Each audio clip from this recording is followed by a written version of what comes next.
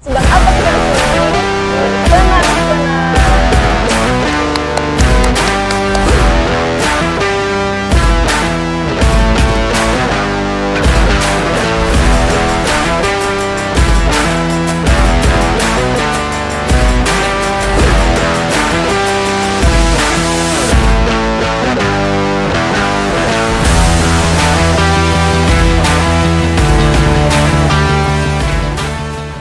Assalamualaikum warahmatullahi wabarakatuh. Kembali lagi bersama saya Zera dalam podcast Ngopiko, ngobrol pagi bersama Kominfo. Hari ini di tengah-tengah suasana yang sangat fresh, kita akan membahas hal-hal seru yang ada di Kabupaten Lahat, yaitu rafting atau yang biasa kenal dengan arung jeram. Hari ini sudah bersama kita Kak Nanda dari Rafting Lahat. Selamat pagi Kak Nanda, Ya. apa kabarnya? Pagi, alhamdulillah baik. Alhamdulillah, selalu semangat Kak ya. Semangat terus. Kak Nanda ini bisa dibilang salah satu orang yang sudah basah kering di dunia arung jeram. Kak Nanda, boleh diceritain nih Kak Nanda di Rafting Lahat sebagai apa? Dan boleh diceritain juga Kak, awal mula pembentukan Rafting Lahat. Ya, kalau sekarang posisi saya di Lahat Rafting itu kakak sebagai ketua umum Lahat Rafting. Nah, Lahat Rafting sendiri itu berdiri di tahun 2012 tanggal 4 Maret. Nah, ada 9 perintis, ada 9 pendiri dan sisanya perintis. Nah, kakak salah satu masuk di perintisnya Lahat Rafting dari 2012 itu. Nah, kalau awal mula terbentuk sebenarnya dari pengarungan biasa, karena kebetulan dengan kawan-kawan kita semua penggiat outdoor atau ada dari Mapala, ada dari KPA, karena senang dengan hobi ini, akhirnya sering main, akhirnya sepakat kita bentuk organisasi rafting ini dengan nama Lahat Rafting, biar Lahat lebih Rafting. mudah dikenal kan. Oke. Berarti artinya udah cukup lama Kak Nanda ya ada di Lahat Rafting seperti itu. Nah Kak Nanda, kalau di Lahat Rafting ini sebenarnya apakah hanya untuk pariwisata aja atau ada hal-hal lain gitu Kak? Nah, kalau Lahat Rafting ini dibentuknya awal mulanya karena dari hobi tadi, terus kita kembangin ada divisi-divisi. Nah, divisi-divisi ini kita punya 3 divisi.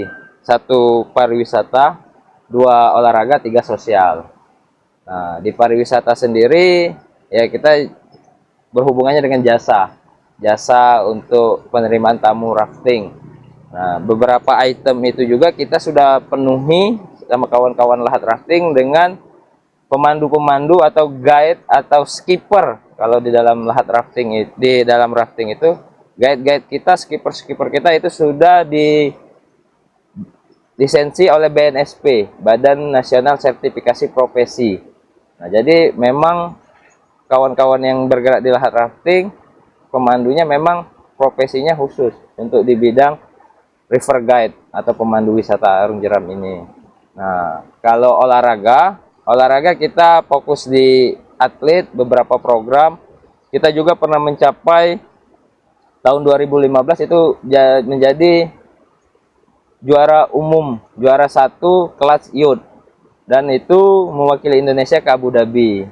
Wah, keren banget Kak ya untuk olahraga prestasinya. Kalau untuk sosialnya, kan ini Lematang kan ada beberapa, mungkin ada musibah di sungai, macam orang hanyut, atau apa, kita pasti turun. Atau ada banjir, kita pasti turun. Bersama tim SAR gitu berarti Kak ya? Terutama di daerah-daerah yang arusnya lebih deras, lebih menantang, atau yang di hulu. Nah, kalau yang di hilir kan mungkin ada Tagana, ada PPBD. Tapi kalau yang memang dia di arusnya yang deras, macam di Selangis, di Endikat, atau di Lematang Indah. Nah, kita pernah juga menyelamatkan korban yang kejadian mobil Sriwijaya yang nyemplung di Lematang Indah. Nah, itu kita yang pimpin evakuasi SAR-nya dari Lahat Rafting. Ternyata rafting ini bukan sekedar hanya olahraga ataupun wisata biasa gitu kayak. Ternyata ada juga kegiatan sosial. Jadi sepertinya penyelamatan korban-korban yang misalnya masuk ke dalam sungai seperti itu atau korban-korban hanyut juga. Nah Kak, membahas tentang olahraga nih. tadi kan apa namanya udah dijelasin ada beberapa prestasi. Nah, kalau sampai saat ini nih Kak, apakah kegiatan atlet-atlet itu masih aktif atau bagaimana Kak? Kalau saat ini memang karena olahraganya lagi menurun, atlet-atletnya juga tidak seaktif dulu. Tapi tetap di beberapa kesempatan, beberapa program atlet-atlet yang masih biasa ini kita tetap latihan, mungkin tidak rutin lagi, tapi paling tidak saat kita menerima tamu, kawan-kawan atlet ini menjadi tim rescue. Karena secara dayungan, secara teknik mereka lebih paham, lebih menguasai. Jadi kalau ada trouble saat penerimaan tamu, mereka lebih sigap dan lebih cepat. Oh, berarti atlet ini bisa apa namanya bekerja juga sebagai di sektor pariwisata seperti itu Kak ya. Nah Kak, kalau di sektor pariwisata sendiri Kak, Arung Jeram di Kabupaten Lahat ini bagaimana kondisinya Kak? Kalau untuk sekarang memang untuk wisata rafting trennya agak sedikit turun. Kemudian puncaknya itu di 2015 sampai di 2018-19 sebelum COVID. Nah, setelah COVID memang agak turun drastis. Nah, ini kita coba sekarang lagi dengan kawan-kawan untuk memasarkan kembali Arung Jeram ini. Karena COVID kemarin lumayan turun. Tapi sekarang sudah mulai, terus ada beberapa tamu mungkin di weekend atau di akhir tahun kalau puncaknya untuk wisata Arung Jeram ini. Podcast ini mungkin teman-teman semuanya bakal tahu nih di Kabupaten Lahat ternyata ada loh Arung Jeram seperti itu. Kita nggak perlu jauh-jauh gitu ke kabupaten lain ataupun ke kota lain. Kak, untuk tips and triknya ataupun persiapannya nih untuk teman-teman yang mau ikutan rafting terutama bagi pemula, itu apa aja Kak? Nah, di ini terkadang masyarakat atau orang awam, karena memang rafting ini masuk kategori salah satu olahraga ekstrim. Nah, tapi untuk di dunia pariwisata, kita jelas mengutamakan yang namanya keamanan dan kenyamanan. Nah, untuk pemula, yang penting dia tidak ada penyakit jantung atau ayan yang memang kronis. Ketika di air dia agak susah. Nah, kalau untuk pemula, kunci bermain di rafting itu satu, jangan panik. Jangan panik. Ya, kalau panik, kita mau apapun kita tidak akan bisa kan. Iya. Karena di rafting itu sebelum kita memulai rafting, kita ada treatment untuk kawan-kawan, terutama yang pemula, itu kita ada safety talk. Safety talk itu kita menjelaskan tentang rafting, tata cara penggunaan alat, terus kalau trouble kita harus bagaimana. Nah, di safety talk itu kita jelaskan semua atau pengenalan singkat tentang Arung Jeram. Misal yang tidak bisa berenang, main di rafting atau di alam itu kita harus percaya dengan dua hal. Yang pertama percaya tim, kawan atau pemandu atau manusianya sendiri yang berada dengan kita. Yang kedua kita percaya alat. Nah, karena alat ini yang bakal menjadi penolong kita. Karena alat-alat yang kita gunakan macam pelampung, helm itu sudah memenuhi standar. Nah, pelampung itu bisa mengangkat bobot di atas 100 kilo. Nah, kita juga ajarkan cara teknik ketika di air, misal jatuh atau terbalik perahu. Intinya jangan satu, itu biasanya kita selalu kasih lakukan renang jeram. Renang jeram kayak. Namanya renang jeram itu tamunya atau pesertanya itu cukup tiduran. Tiduran karena pelampung itu pasti bakal mengangkat badan kita menghadap ke hilir sungai dan kita ada tim rescue pastinya di setiap pengarungan itu. Oke. Artinya walaupun nggak bisa berenang gitu kayak tetap bisa ikut rafting selama jangan panik. Ya, jangan panik. Nah, Kak Nanda, kalau untuk teknisnya sendiri seperti apa Kak untuk permainan Arung Jeram ini dan juga seberapa jauh sih jarak yang ditempuh dan juga berapa lama gitu Kak? Nah, kalau untuk teknis, sebelum ke teknis mungkin kita ke jarak atau jalur ya. Ini kita main di Sungai Lematang, itu kita punya ada 3 jalur lah kalau yang untuk di Sungai Lematang. Itu jarak pendek, panjang, dengan family rafting yang jaraknya aman. Nah, untuk jarak pendek itu kurang lebih 7-8 kilo dengan durasi mainnya 2-3 jam. dari Pulau Pinang sampai ke Desa Karangdalam. Nah, kalau untuk jarak jauhnya atau yang long trip itu dari Pulau Pinang sampai ke Bendungan di tempat kita sekarang ini finish. Awalnya dulu di Benteng, tapi karena ada bendungan kita stopnya di Bendungan biar lebih aman. Kurang lebih itu 12 kilo dengan durasi main bisa 3 sampai 3 jam atau 3 jam lebih untuk main. Nah, yang family rafting atau yang jarak teraman itu kita dari Bendungan sampai ke Demang Kenasin. Nah, kita start di sini Demang Kenasin itu camp kita. Nah, itu kurang lebih 3 kilo. 3 sampai 4 kilo durasi mainnya 45 menit. Ya mainnya lebih aman, lebih safety untuk keluarga, untuk anak-anak. Nah, untuk teknis di teknis main arung jeram ini tadi kita ada safety talk. Sesudah safety talk kita ada pemanasan dulu. Sudah pemanasan kita pembagian tim, berdoa baru kita mulai. Nah, di dalam wisata arung jeram kita punya standar main itu harus ada perahu rescue minimal dan tidak boleh perahu itu turun sendiri di sungai atau satu perahu, minimal 2 atau 3 perahu, karena satu untuk tamu, satu untuk rescue biar lebih safety, lebih aman.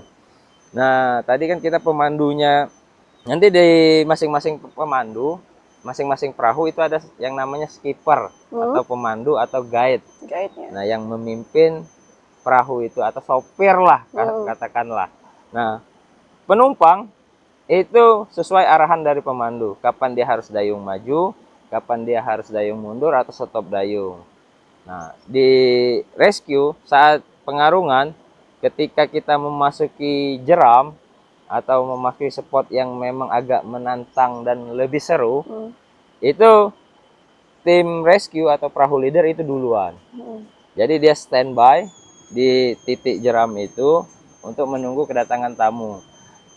Nah, untuk membuatnya lebih menarik, tentu kita ada dokumentasi yang kita tawarkan dengan kawan-kawan. Nah, di dokumentasi itu ikutnya di perahu rescue.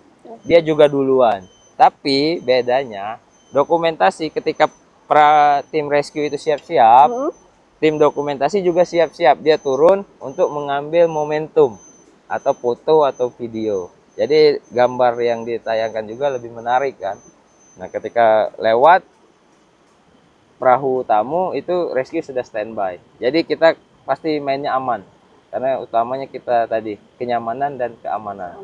Oke, artinya juga di arung jeram laut ini kayak untuk keselamatan dan juga untuk alat-alat gitu sudah semuanya sudah mumpuni seperti itu Kak ya. Dan juga tadi ada dokumentasi gitu. Ya. Itu yang paling penting kayak. Oke Kak Ananda, mungkin ada nih pengalaman-pengalaman Kak Ananda ataupun cerita seperti itu Kak ya yang cukup ekstrim tapi tetap seru gitu Kak. Boleh ceritain? Nah, kalau untuk pengalaman kita lebih expect-nya kadang dengan tamu-tamu yang sifat mancanegara atau dari luar. Karena mereka lebih suka tantangan, lebih suka hal-hal yang memacu adrenalin. Kita pernah bawa tamu Rusia itu di Sungai Selangis. Yang salah satu kategori sungai yang cukup ekstrim karena sempit, arusnya deras. Tapi mereka suka. Di situ kita coba main di situ, alhamdulillah mereka puas. Nah, kalau untuk yang ekstrim, kalau untuk di wisata mungkin tidak terlalu banyak karena kita lebih mengutamakan safety dan keamanannya juga, kenyamanan kan. Nah, tapi pernah yang tadi saya pernah cerita di awal, evakuasi bus yang jatuh di Sungai Lematang Indah. Nah, itu karena Sungai Lematang Indah itu konturnya sempit, batu-batunya besar, itu lumayan menantang. Makanya di evakuasi itu lahat rafting dipercaya sebagai pimpinan SAR. Karena yang melewati sungai itu dari beberapa kawanan rombongan yang di tim SAR, lahat rafting yang pernah menjelajahi sungai itu. Nah, itu yang paling seru di Sungai Lematang Indah. Itu kita tidak bawa tamu, tapi khusus kru kita lahat rafting. Kita explore Sungai Lematang Indah sampai ke Lematang kita di sini, di Lahat. Itu kita mainnya 3 hari 2 malam. Dari hari pertama itu kita menemukan tantangan yang lebih beda, lebih bagus tentunya. Termasuk Curug Maung. Curug Maung itu di jalurnya Lematang Indah. Pertama kali kita turun Curug Maung belum viral. Oh ya. Di tahun berikutnya baru Curug Maung viral ketika kita sudah 1 harian di dalam hutan, di dalam sungai, melihat manusia kan di trek itu di Curug Maung. Wah, kita agak terkejut. Nah, ternyata dari situ viral Curug Maung kan. Nah, di Pengarungan itu 3 hari 2 malam itu tentunya kita saat pagi start sampai ke sore. Kalau malam kita stop Pengarungan, kita melakukan river camp atau camping di pinggir sungai sampai istirahat di situ, persiapan lagi kita membawa perlengkapan camping, tenda, perlengkapan masak, kita juga bawa logistik untuk makan kita di jalan. Nah, itu yang paling seru. Kita ketemu beberapa air terjun yang memang wah, seperti tadi Curug Maung, ada air terjun di Mingkik, itu air terjunnya juga besar, sangat bagus. Di beberapa treknya juga Green Canyonnya itu sangat bagus. Nah, di Sungai Lematang Indah itu kita dapat ketemu 2 muara. Satu muara Endikat, karena Lematang kita ini kan salah satu sungai besar. Jadi ada beberapa anak sungai. Nah, dari Lematang Indah kita ketemu Muara Endikat namanya. Masuk jadi Lematang. Lematang ketemu juga Muara Selangis. Baru sampai ke Pulau Pinang dan sampai ke sini. Oke, seru banget ternyata Kang Cekom. Nah, mungkin nih Kak Nanda ada teman-teman kita nih yang mau ikut bergabung gitu ke lahat rafting. Itu masih bisa buka rekrutmen atau gimana, Kak? Oh, kalau untuk anggota kita terbuka untuk semua masyarakat, khususnya di Lahat kita terbuka. Nah, sistemnya kita tidak mengadakan open recruitment atau seperti apa. Kita ada 2, satu melalui jalur atlet, yang kedua melalui jalur volunteer atau relawan. Jadi kawan-kawan yang ingin bergabung ke Lahat Rafting, ayo coba masuk, gabung dulu dengan kawan-kawan Lahat Rafting. Selama proses itu kalau mereka nyaman, mereka bisa masuk dengan anak-anak Lahat Rafting. Kita ada namanya musyawarah per 2 tahun sekali. Di musyawarah itu dipertimbangkan oleh anggota-anggota yang lain. Sudah layak belum yang ini jadi volunteer ini untuk masuk anggota, atau atlet ini sudah bisa belum untuk jadi anggota. Mungkin ada beberapa prestasi yang sudah dia capai bersama Lahat Rafting, baru nanti kita musyawarah dengan seluruh anggota Lahat Rafting. Kalau memang layak, berarti kita angkat dia jadi anggota. Seperti itu, simple. Simple Kak ya. Itu tadi bagi Kang Cekom yang ingin ikut bergabung nih di lahat rafting seperti itu. Nah, tadi kan Kak Nanda juga bahas nih, ternyata sudah ada juga banyak turis-turis mancanegara seperti itu Kak ya, yang mampir dan ikut seru-seruan di lahat rafting. Nah Kak, boleh dipromosi ini Kak, untuk lahat rafting. Mungkin ada masyarakat juga yang mau coba-coba nih Kak, gimana nih caranya? Boleh dijelasin Kak? Nah, tadi kita punya 3 trip yang memang kita khusus untuk kita menjual jasa arung jeram ini. Untuk masyarakat, khususnya di Kabupaten Lahat atau di luar Lahat, bahkan di luar Indonesia, untuk menikmati sensasi berarung jeram, itu kita punya Instagram @lahatrafting. Kontak person di situ ada brosur, di bio-nya juga ada kontak person. Kebetulan saya sendiri dan ada tim marketing yang menjadi kontak person di situ. Tinggal cek dan hubungi aja Instagramnya Lahat Rafting @lahatrafting. Oke, itu tadi Kang Cekom. Jangan lupa untuk follow dan juga tanya-tanya di @lahatrafting seperti itu Kak ya. Oke, mungkin Kak ada yang ingin Kakak sampaikan nih harapannya ke masyarakat ataupun ke pemerintah gitu Kak ya, untuk dukungan di lahat rafting. Nah, kalau harapannya tentunya sekarang itu harapannya pemerintah itu ikut andil lagi untuk menggalakkan sektor pariwisata. Pemerintah menjadi leading sektor untuk pengembangan wisata-wisata, terutama arung jeram. Jadi masyarakat atau orang-orang itu tidak awam dengan wisata ini, dan wisata juga bisa untuk meningkatkan PAD di kabupaten atau di daerah kan. Mungkin bisa penambahan di alat atau di lokasi-lokasi titik arung jeram seperti start dan finish, mungkin ada penyediaan yang disiapkan oleh pemerintah.